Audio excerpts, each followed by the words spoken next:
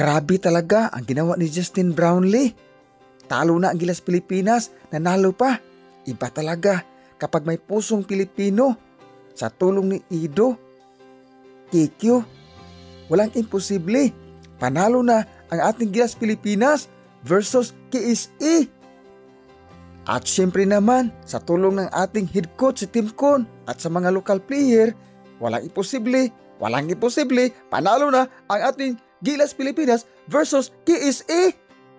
Bago tayo magpatuloy, ito muna ang ating giling-giling. Grabe talaga, tinanggalan ng angas ni Justin Brownlee ang mga player ng KSE at ito na ang ating panunood ng radyo. Ito na, tumatakbo na ang KSE at bumitaw ng long distance relationship ay napasok ang kalbok ito. Ito na ang ating pambato. Kikyo, tumira ng long distance relationship, napasok pala sa aking puso. Ay nako, dumadako na tayo sa ating paglalakbay. Ito na ang KSE.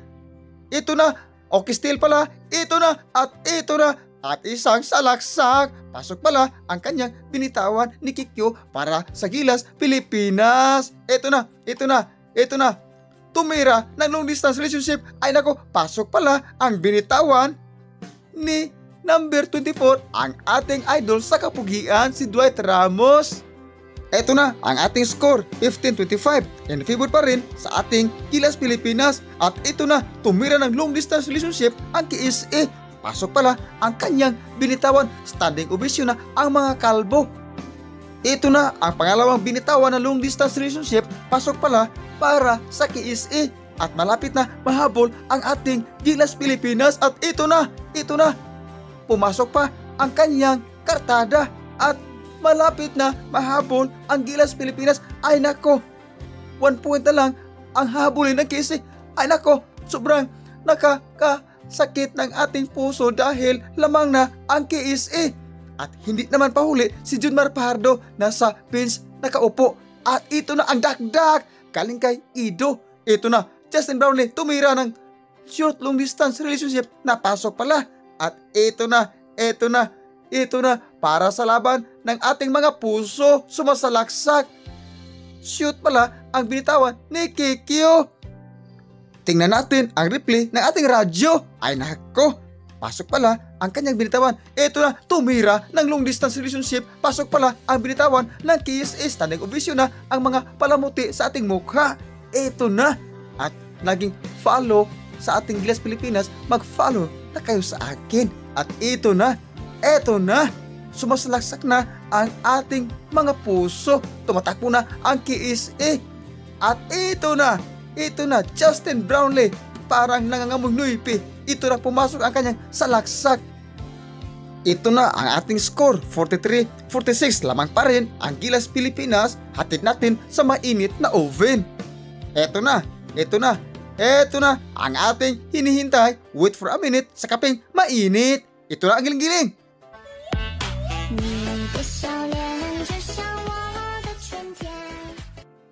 Sa ating pababalik, matapos ang ating giling-giling, lamang na ang KSE. At ito na, hindi pa huli ang Gilas Pilipinas.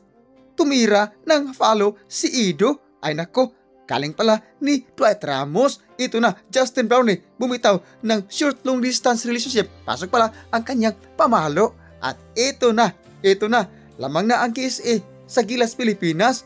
At isang saksak ng KSE at nakatindig balahibo sa kilikili ang ginawa ng KSE. Ito na, Justin Brownlee. Ito na, sumasalaksak.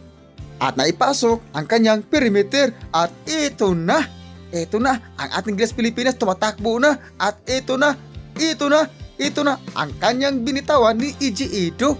Ay nako, pasok pala. At standing ovation na ang mga mama. Ito na ang KSE bumitaw ng long distance relationship. Ay nako, nang follow. Mag-follow na kayo sa akin. Ay nako, ito na ang Gilas Pilipinas, tumatakbo na at bumitaw ng long distance relationship. Pasok pala ang binitawan para sa ating mga Filipino. At ito na, tingnan natin ang replay ng radyo. At ito na, pasok para sa ating mga Filipino. Ang binitawan ni Justin Brownlee. Iba talaga kapag ang puso Pilipino.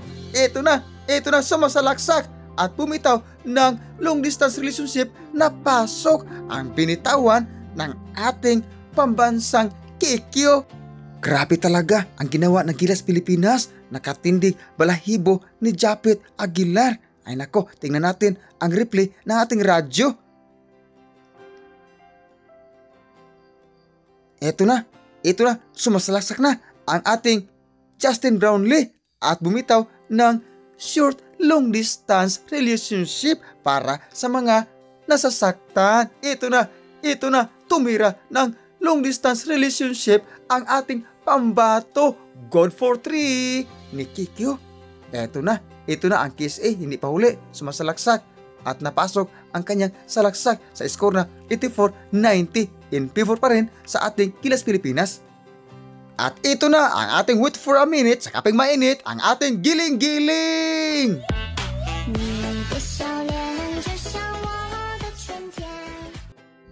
Eto na, Luzon, Visayas, Mindanao, Misamis, panalo na ang ating Gilas Pilipinas sa score na 85-95 sa UT. KSA versus Pilipinas, lamang pa rin ang ating puso.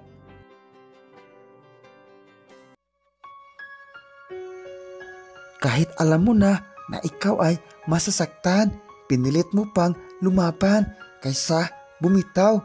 Lumaban ka sa pag-ibig na ikaw na lang ang nagmamahal sa kanya dahil may bago na pala siyang inibig at masaya na silang dalawa. Ang sakit, diba?